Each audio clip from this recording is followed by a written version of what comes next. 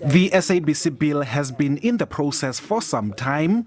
It was withdrawn from Parliament by Communications Minister Solly Malatsi in November last year. However, the Oversight Committee insisted the move was unconstitutional. Sangoni-Diko says the bill will be prioritized this year. We will be prioritizing for recommendation to the National Assembly the SABC Bill by June of this year, June 2025.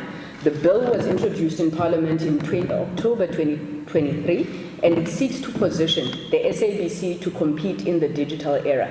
It seeks to separate the public mandate from the commercial services, establish a subsidiary commercial board, and provide a legal framework for the funding of the public mandate of the broadcaster.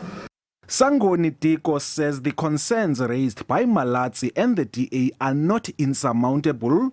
However, she is pinning her hopes on Malatsi to come up with a funding model for the public broadcaster within 3 years of the bill's approval as proposed by the bill.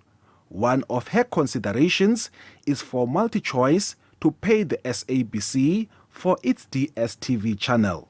In fact, the ECA Act says subscription TV, so like MultiChoice, must carry the SABC to ensure that there is a reach to all South Africans and you don't leave the SABC out. So they must carry. But then it also says they must pay for carriage of that, because you cannot have content that is produced at a huge cost to government, the SABC, and then it's carried for free by these platforms. And by the way, MultiChoice pays all the other channels. They have what they call carriage fees, you can check. So they pay everybody else but the SABC.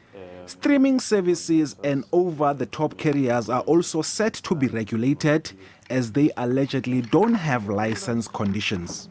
Now, this issue of the regulation around the over-top services has been spoken about forever. You have companies such as Netflix, Showmax, Spotify, Google, and so forth that come into this country, and they are just not regulated. They do not pay tax in this country.